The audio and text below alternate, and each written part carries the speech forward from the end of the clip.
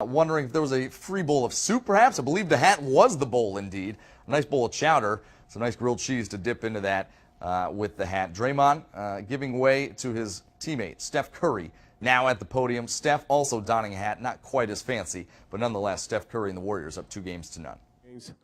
Do you think that's possible? I mean, we haven't won anything, really. We took care of home court advantage, which is what we're supposed to do. There's still a lot of basketball left, and how we show up in Cleveland will be a big test for us. They have a great home atmosphere, and obviously the way that the first two games have gone, you would expect Cleveland to come out with a lot of energy and feed off of that home crowd. So I'm only worried about Game 3. If it was for you, who's the MVP of your team right now? I mean, you could pick from a lot of guys. Draymond, what he did tonight. Sean, what he did in Game 1. Andre with his defense on LeBron. Clay making timely shots. We're doing it by committee, and everybody is playing their role. The crazy thing is we can all play better. So we got to continue to play the defense that we're doing, and individuals will shine along the way, and that's what we're about. Same row to the right. Go ahead. Steph, you mentioned Andre briefly when you threw out a lot of names. You've wound up on LeBron a few times. Can you just express what you think of when you watch Andre's defense against LeBron these last couple games? I mean, he's just smart, and he knows how to close the space, but also, give some room to move his feet and stay in front of him, and obviously use his hands and get deflections and get steals. So you kind of underestimate his length when he's guarding you, because he can be 2 feet off of you and still impact the ball and contest shots, and he's obviously not going to give any ground if you try to go through him. So he's done a great job, and being so versatile, he can guard a bunch of different guys and make those adjustments pretty quick. So it's pretty fun to watch. This side towards this left side. Gonzalo, ESPN Deportes, here. I'm going to get out of the way a little bit. You just met Neymar right now. Is it the first time that you guys meet? And also, what's that you admire about Neymar? Yeah, it's the first time we met.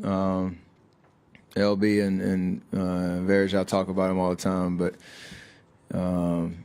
obviously a star in the soccer world, and such skill and kind of grace when he's out there on the field. So he's fun to watch, and I know he's a basketball head and is a big fan. So I saw him dribbling 2 basketballs the other day, trying to mimic my 2-ball routine. I told him I appreciate that, and he doesn't want to see me with a soccer ball because I wouldn't know what to do. So it's pretty cool to know. We got fans all over, and obviously it's inspiring what he does on the soccer field. Mark Schwartz. Steph, Mark Schwartz, ESPN. You had a chance to get a lot of spectating in tonight, especially in the third quarter, and you really got a good look at Draymond. It seemed to make you pretty happy. What was it about what Draymond was doing out there that made you especially happy? I mean, you know how he's going to impact the game consistently every night with his defense and playmaking, getting guys involved. The way he was shooting the ball and having that confidence, and, bailing us out of a couple of possessions, knocking down his threes, whether they were open or contested. The one step back one, that's where I kind of lost my mind watching him.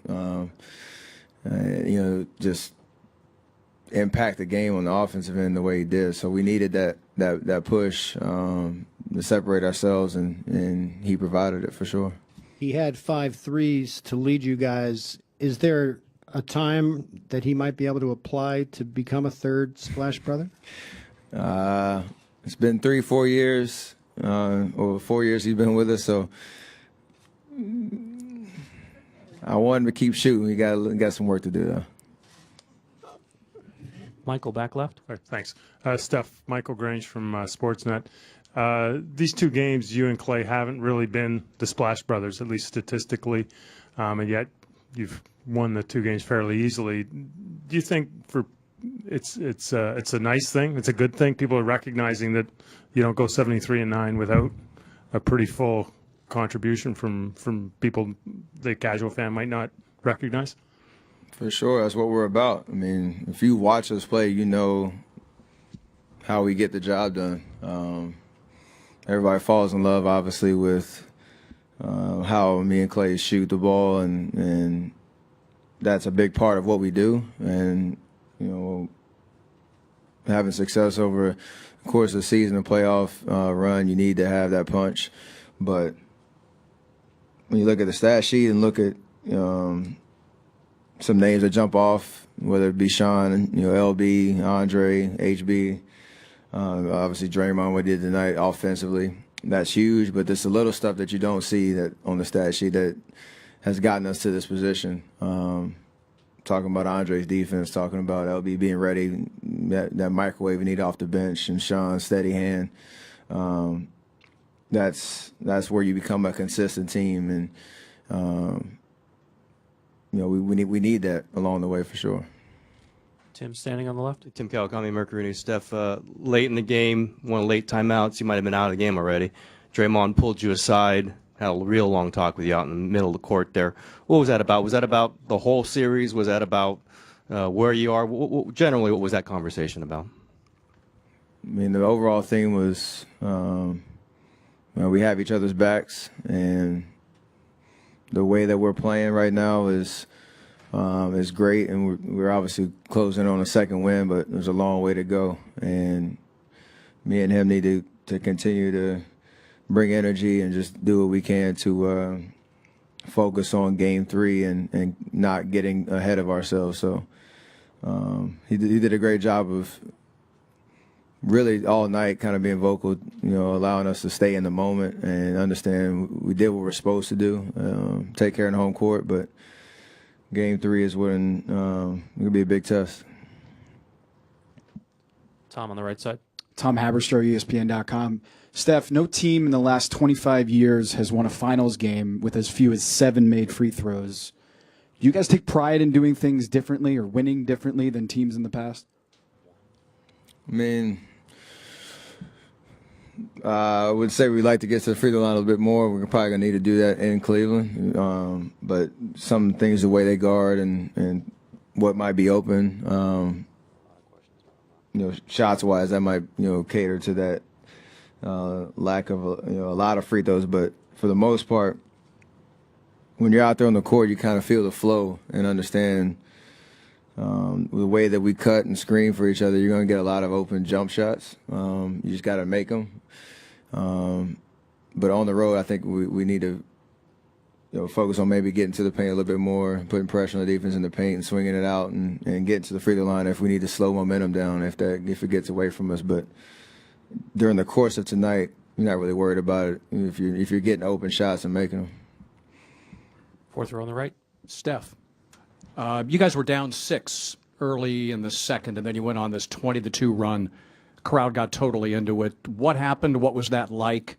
And are you surprised at winning these 2 games by a combined 48 points? I mean, not surprised that we won, but obviously, yeah, the margin is nobody would have guessed that coming in. But every game is different in the playoffs. You can't really rely on the fact that